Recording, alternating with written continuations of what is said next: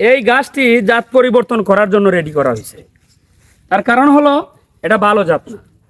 আমার পিছনে দেখেন অনেকগুলো আম গাছ, এটা একটা বাণিজ্যিক বাগান। আমরা অনেক সময় মাল্টি কলম করে থাকি, আবার টপ ওয়ার্কিং এর মাধ্যমেও জাত পরিবর্তন করি।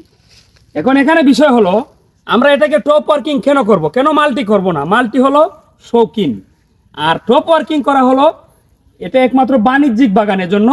এখানে শখের কোনো বিষয় না, এটা বাণিজ্যিক বাগান, এখান থেকে টাকা ইনকাম করার জন্য। তাই এটাকে জাত পরিবর্তন করে দেবো শুধু বেনানা দিয়ে। এখন আজকে যে কারণে ভিডিওটা করা, এই যে আমি ডালগুলা কেটে দিয়েছি, এখানে 8টা ডাল আছে, 8টা সায়ান বসানো যাবে।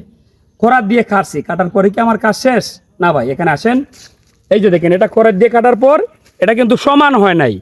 যারাই জাত পরিবর্তন করবেন, খরাত দিয়ে কাটার পর এভাবে চাকুর সাহায্যে ডালটাকে সমান করবেন, যাতে খরাতের কোনো চিহ্ন না থাকে। এই যে আমি সমান করে দিলাম। এখন এখানে আর কোনো সন্দেহ থাকলো না। আপনারা যারা জাত পরিবর্তন করবেন, খরাত দিয়ে ডাল কাটার পর অবশ্যই চাকুর সাহায্যে এটাকে ভালো করে সমান করে নেবেন। আশা করি বুঝতে পারছেন। ভালো থাকবেন। আল্লাহ হাফেজ।